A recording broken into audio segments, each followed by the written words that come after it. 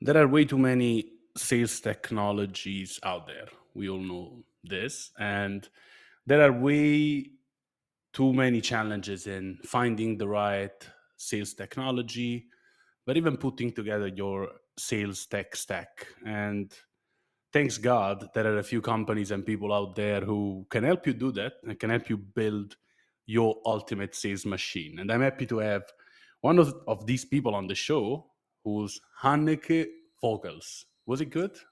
It was awesome. Thank you. Nice to meet you, and thank you so much, for joining the podcast. And I'm really curious about, who you are, what you do, but mainly what you do with your company because it's hmm pretty new in Europe. Let me put it in this way. So, if you wanna just tell the audience, but also myself, a little bit about yourself, what's your story, and then we give it a go. Okay. Well, I need to start with myself because that explains why my company exists. I'm a B2B salesperson, and I got lost in tech. So, in the early on in my career in B2B, I was selling IT platforms and everything. And I always thought that I didn't get the memo because I thought that B2B sales was so weird. People were running after themselves, super busy, a lot of talking, but they didn't know what everything was about. And I just really had some sort of identity crisis. What I thought was sales, but it actually turned out it was not. Fact is, I did get the memo, and I just saw a lot of crazy stuff out there. So that got me wondering and really got me questioning everything that was said to me about sales. So I started digging in, learning, and that led up to me growing as a sales and leading teams eventually. And I was extremely busy. I was making weeks of 60 to 80 hours, getting all of these deals, and that went well. But I always thought to myself, is this the way that I want to live? Well, guess what? The answer was no. That's not what I wanted. I wanted to have a fulfilling job. I wanted to do well, and I wanted the same thing for my teams, but I didn't want to do it in 60 to 80 hours a week. So I started diving into processes in sales. I started diving into tooling that could help me. So my early motivation to use tech in sales were very egoistic.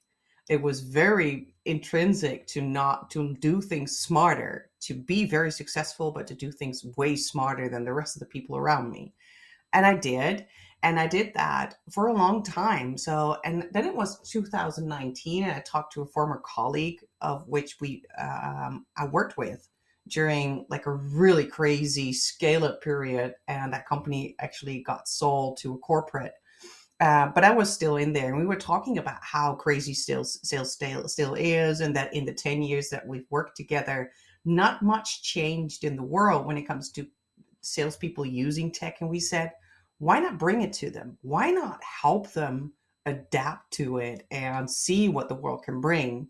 So that was the start of Strives. It took about another 9 months for the company actually to get started. And we started amidst the COVID period, where the whole world was on fire. We said, okay, maybe now the time is right to do something different because everybody's panicking and everything's digital now. They need the tech. We were right, but not entirely. The whole script flipped by the time that OpenAI came out with their ChatGPT 3.5. That was a major game changer. And now I wrote a book about it, bringing more insights to sales leaders on how to use tech.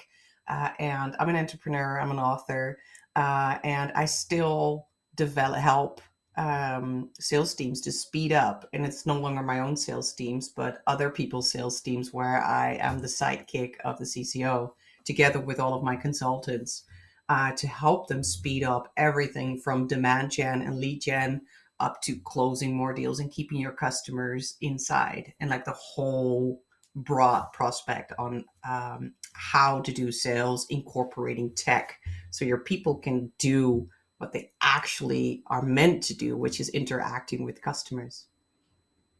That's an interesting story, and but I already have a question tied to your last answer. So basically, among all the process, because you Hmm. described since the beginning, where do you find more bottlenecks? The let's say, where do we get stuck in the use of sales technology? Let me I put it in think this way. that I think that it's there's a lot of vendors out there who are more than willing to help you to implement a tool. If you look at the CRM part of sales tech, there are over 800 CRMs, and there's a lot of technical partners to help you do that. But those technical partners leave from a technical perspective of what their tool can do. But is it the right tool? How do you know if you have selected the right tool? What's out there? There's nobody out there that can help you say, okay, what's good for your team? What does this tool need to do? Maybe a good example. The other day, I did a CRM selection for one of our customers, and they asked me a lot of things, and I had the requirements set, and it turned out that what they wanted for their proposals, they could do it in the CRM that they selected or that was number one in my selection list, but it would it wouldn't be top of the bill, even though they were doing a lot of these things. So I advised them to add another tool to their stack specifically for proposals because no CRM was good enough to do it. And taking that requirement out gave a different number one in their selection process. So it's more about what's wise and what's not. And there's nobody out there who does that, who takes the process and all of the wishes from sales teams and bring it to the tech, because it's also the tech being brought to the sales team. Hey, look what this tool can do. It's not about what a tool can do, it's about what your sales process dictates how you should work. Is it correct to define your company as a consultancy or a consulting company? Because I've seen that you have more than one service. You offer more than one service. So I was really not able to Yeah, allocate, to put no, you somewhere. we don't want to be just consultants because that means that we're only talking and advising, but we're actually implementing. So we're implementing tools, but we're also implementing sales ops within companies. So we're building their own department within sales teams that will take over from us so they don't need us in the future. Basically, it's a really stupid business model if you come to think of it, but we firmly believe in the fact that every B2B sales team that has more than 5 people in it needs to have someone who's in charge of all of the tech and supporting all of these salespeople to do their work smarter. We used to have inside sales or sales support that did all the administration for the hotshot sales, and you still have them. But right now, it's more about helping sales with tech because that's cheaper. It just makes sense. I can like get all of these people all out of off of the payroll to and put some tech in, and you just need like a small amount of people to control it. It's just smarter. It just lowers your cost of sales. And I'm really curious to understand how was Stryfes at the beginning. So, Mhm.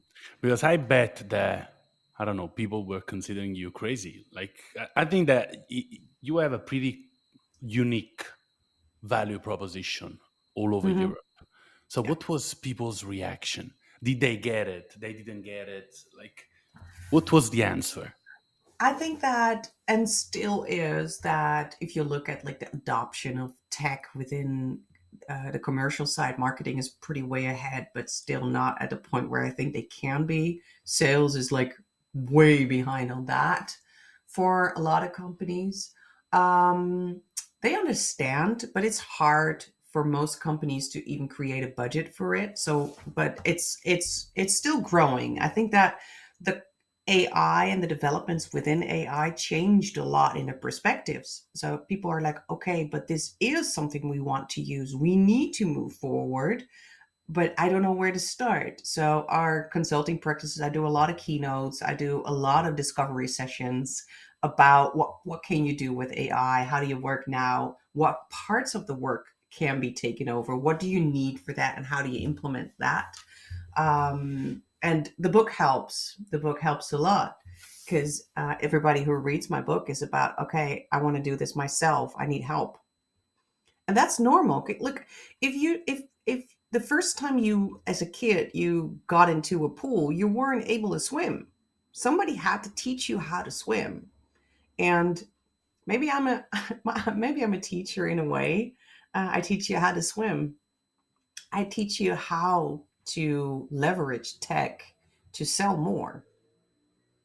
Teach salespeople how to swim, which is another good metaphor. No, but I'm interested. Before we move to the book, which is the way I get to know you, and I really want to know. In Europe, we always say that we are 10, 15 years behind US, that Mhm, we're always following. In terms of, digital sales maturity, where mhm. do you think we are? I don't Five think years that behind, 10 years behind, 25? I think that we're always looking at this at the US saying, "Oh, they're so far ahead." But the US is big. I think that if you really look at it, I think that we're not behind on the US. It's not a geographical thing. It's about what you hear in the media. So there are front runners in using tech. And those are the ones that are telling about, but they usually sell something within the tech. So, for instance, HubSpot, of course, has a really good digital sales and automated sales within them. There's still a lot of people working there, and it's not perfect, but but that's their product, of course. So, the majority of B2B companies are struggling with tech, and that is so understandable. It's so good to understand. And we're not behind in Europe. I think that we're behind on the crazy tools because we're not allowed to use them.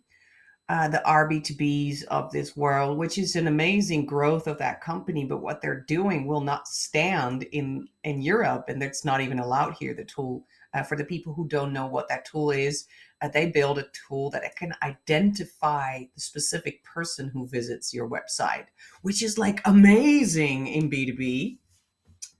But how about privacy, man? So um, it just feels like we're behind, and I think that we're behind on there's a gap between the innovators and the pioneers, but you have them everywhere. I know companies in Europe who are doing really crazy stuff. If you there's one agency in Europe who's growing insanely fast.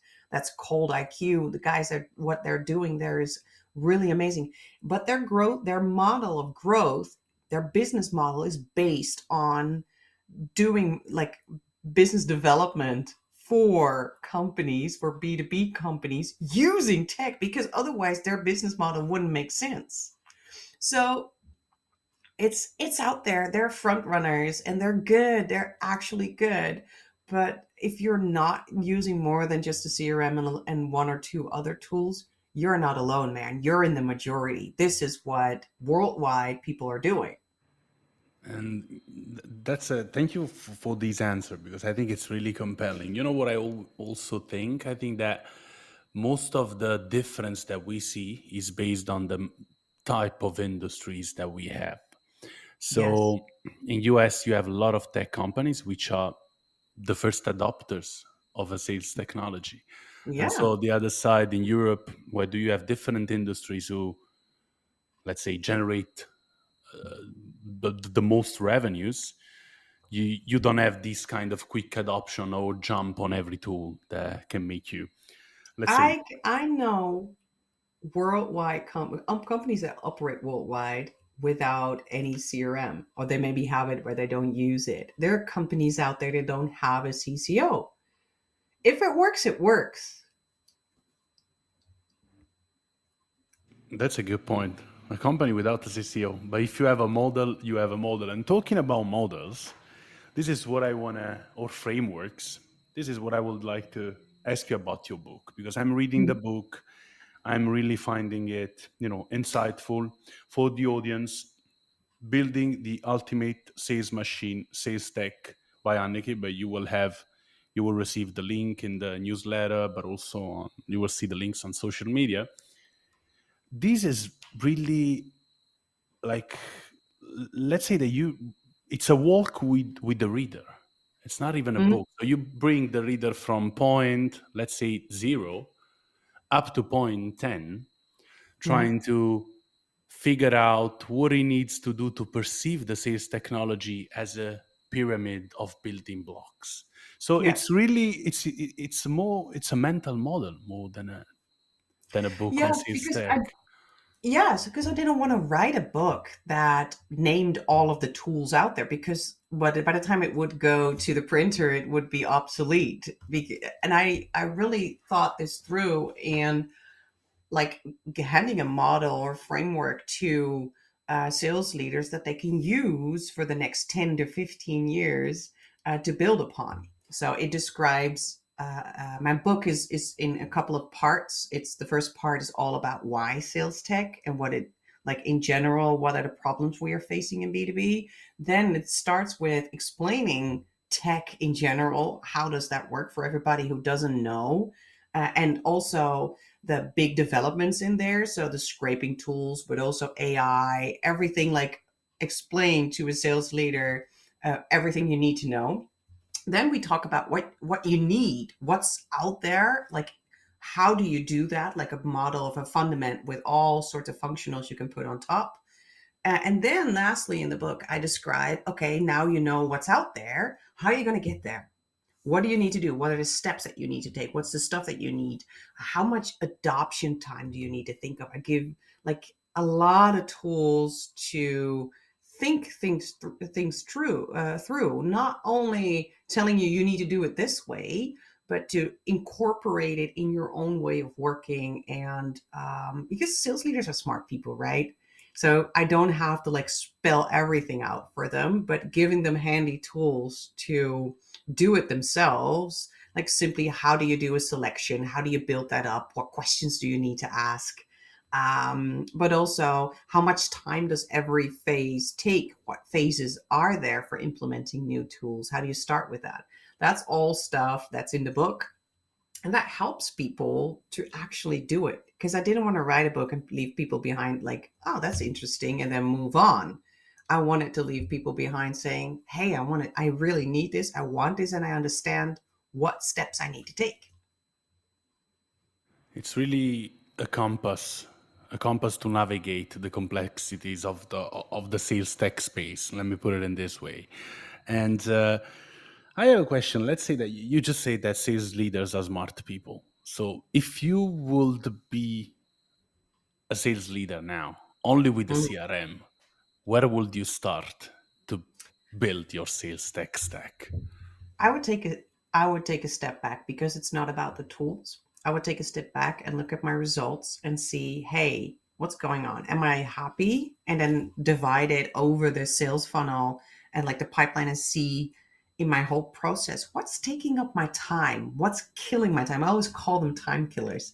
So where in the process are we doing stuff that takes up a lot of time that makes our customer wait? Or which has no contribution to the interaction with the customers whatsoever, but we're still doing it. So in some companies, it's creating proposals, but in other companies, it's doing outreaches, like building lists. It really depends on your company. Sometimes, if you're working with big clients, it's about contract management and negotiation. It really depends on where are you losing time. Then totally take it apart and say, okay, how do I want to work? And then go find the tools. So there's just not one way to do it, except for the fact that you need to take a step back and look at your own numbers. Where am I losing it? Where am I losing time? Where am I losing clients? And focus on that part to make it better. So you will start from the people of your team. What are they doing? Maybe your KPIs, and then Customers, yes, my customers, my team, and the numbers. okay, that's a really interesting approach. And at the beginning of this call, but even now, you just talked about outreach, like scraping technologies and so on. And there are a lot of statements in your book that I like, but one at page 68, I like it. I really like it, which is about, outreach via scraping technologies. This is more for the audience than yourself because this statement, you wrote it. So you basically write, when using scraping technologies, it's about protecting our profession. If we all continue to approach people on a large scale like a bunch of egoists, we will ultimately ruin the outreach in general. So, my question for you is, where do you think we are now with these outreach? I think that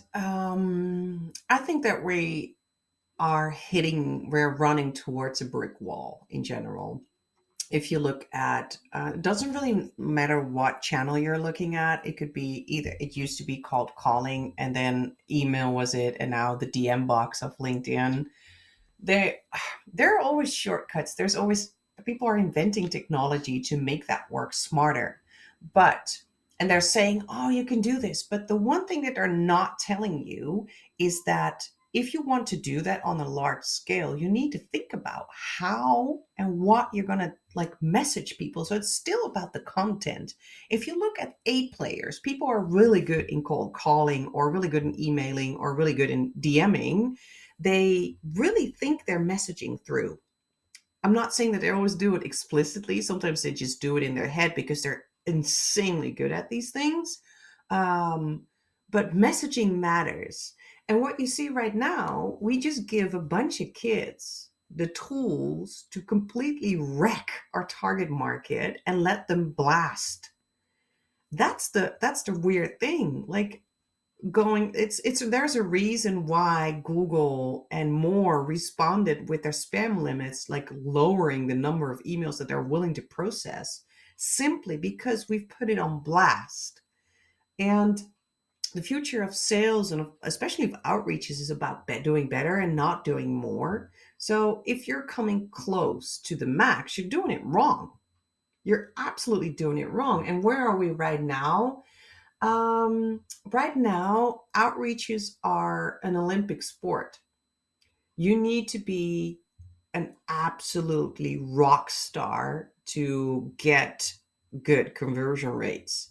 Everybody can blast right now. There's so many tools out there. That's not, I'm like everybody who's saying I can roll out 2,000 emails a day. And I'm like, why not do 200,000? That's child's play. Getting the right conversion rates, and like 1% is, you should be ashamed if you get a 1% conversion rates on your email. It should be around 40-50% of positive replies, because then you know you're doing a good job, then you're hitting the mark. And there's a lot of tools out there that talk about intent based, buyer intent, and those kind of things. It goes way beyond that sophistication. So have we already killed it? No, but yeah, how can I find a metaphor for it? I think that it's in a coma for a bit. It will revive, but we need to let the body heal for a bit. And that's a nice metaphor, but you just anticipated my next question because you said we have to let it go. But my question for you is, will we be able to let it go? I've seen AI SDRs around. There are even more mass spammers that the guys using these outreach technologies. But what do you think it will happen? Do you think that these people will get replaced? I'm I'm not an oracle, so it's really hard to predict where everything is going. But in sales, I said before, salespeople are smart. So if something is not working anymore and they're not happy with the results, they'll find something else. And that something else, I genuinely hope it's not going to be about more, but about better.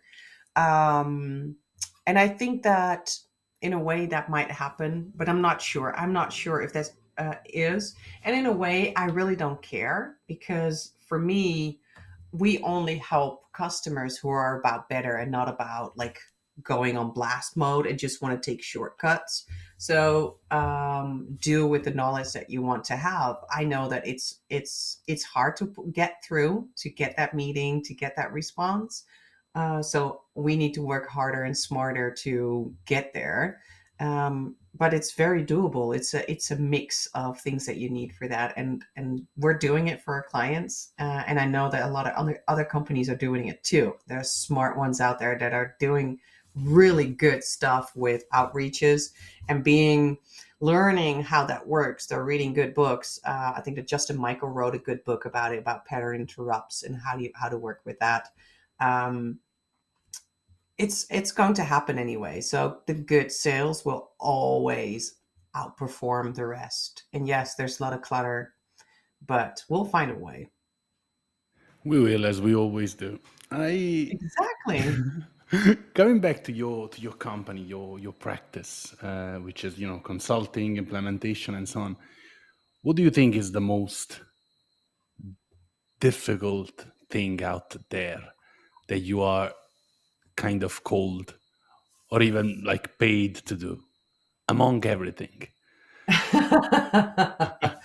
What's the most difficult thing for us? I think that the most difficult thing is getting into everybody's head that the planning stage and really defining how is taking way more time than people actually think.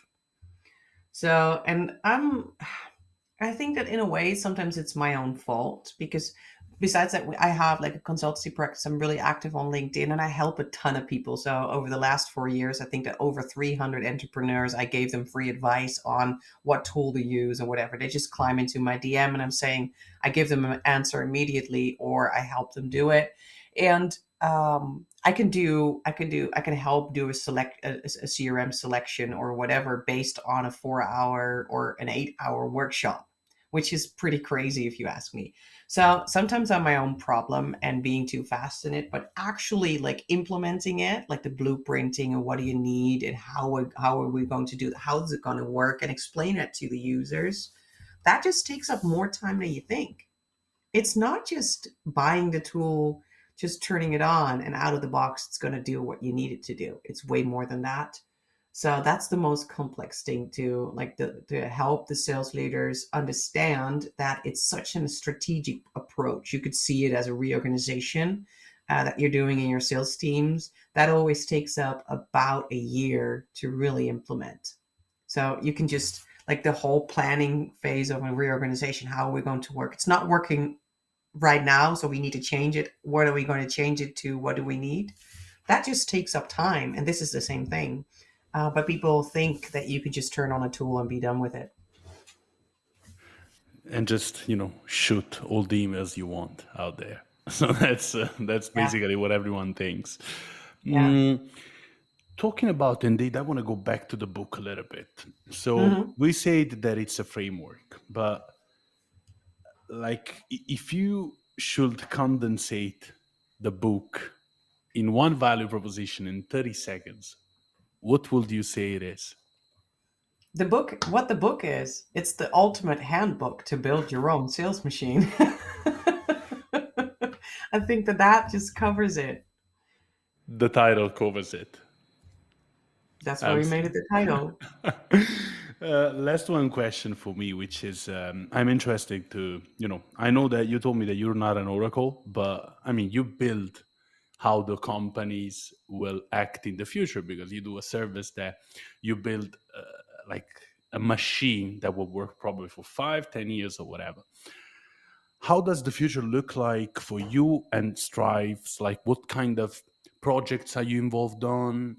Industries? What are the most interesting things out there? If you have another book, go ahead. Okay, where is it going? There's a couple of tracks. Um, the first track is that I'm planning my second book, but I'm also writing some ebooks right now. I just released an ebook on how to automate social selling on LinkedIn without uh, going against the rules of LinkedIn. I just released that one. I hope to release the ultimate handbook for CRM selections next month. So what's happening on that front? What are the good ones? Where do you need to stay away from? What works in what situations? So I'm writing an ebook on that one.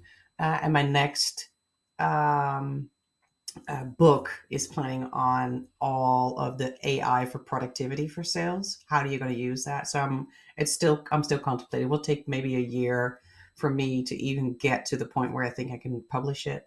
But it's in my head at a point. So that's like book wise, writing wise, and sharing knowledge with the community, because I think that sharing knowledge is one of the biggest things that I'm doing.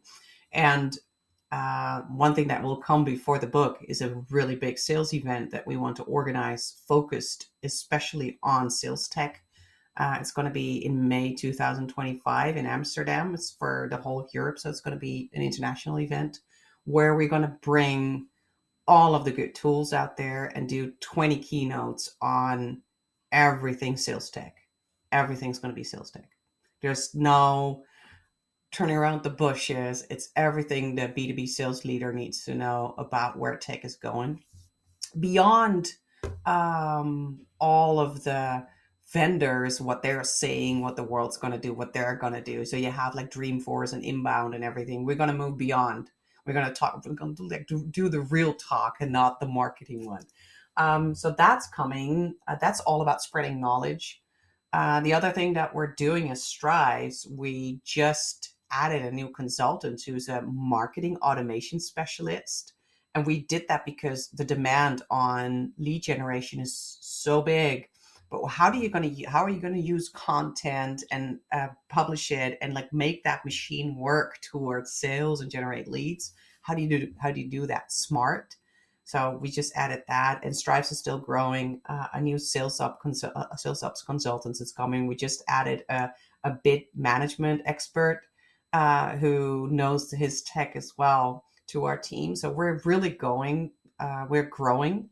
I don't want to be huge. So our future idea about Strives is about staying a boutique firm for companies to really leverage tech, and we only work with experts in their field. So they're all seniors.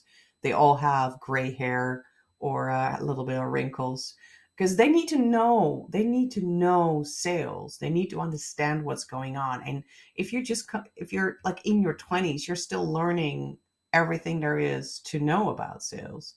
So we're building strives, and for me, tech just really got me going. So we're now building our first agents where you can talk to that will help you craft proposals. So we're moving beyond, way beyond just the simple tools. We're going to integrate them with agents, with chatbots you can talk to, all fed by large language models. And our idea is that we will have a set of tools that any sales could just talk to. They don't even have to learn the actual tools behind it anymore because it's going to produce everything that they need to have. So no more manual data entry, no more writing proposals. Everything will be done for you, but you're going to get questions that you need to have to actually do that. So quality goes up. Time spent on it. Can you imagine what it would be like if you just walk out of a meeting that's recorded and already put into your CRM? All of the data that you need is in there, and you start talking to your chatbot because it pops up on your mobile screen and it says, hey, you just finished this meeting. Do you want to pick up the first task as creating a proposal and starting all of the actions there while you're driving? Um, that would be amazing. That's my dream, and we're building it right now. So a lot of stuff, a lot of things to do, and Yes. only 1 year to make it happen.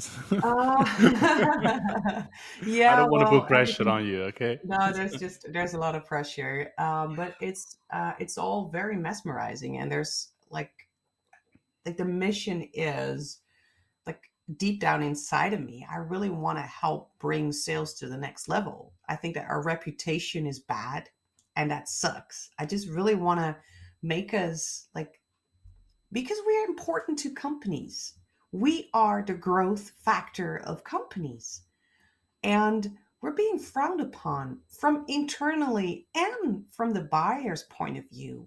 And I really, really want that to change. There's so many good people out there that don't have the time to actually be good at what they're doing because there's so much hassle, so much administration, and stuff going on that they need to focus on instead of focusing on building strategies to help that client and just really do a strategy on getting that client to sign a contract. I'm sure that a lot of good things will happen. But by the way, I think that that was my last question for you. So thank you so much for joining the podcast. I really enjoyed the episode. The audience will enjoy it. Let me just go back again to the book, Sales Tech: Building the Ultimate Sales Machine by Hanneke Vogels. That was good. Very well. And but by the way, you will have all the information both in the newsletter, on social media. You will receive also Hanneke's like addresses, email, website, just to be updated. So Hanneke, if you want to say something else, maybe a goodbye to the audience, maybe, or even suggest them what they have to buy. Yeah, thank you for listening as a starter. And if you want to know more about sales tech and like the independent story about it, what's going on, follow me on LinkedIn because I post there almost daily. And I always bring the new tools, but also the new insights on how to do stuff. Perfect. So thank you so much, and I'm sure I will bother you again in the future. Maybe as soon Thank as your you. I'd book love is out.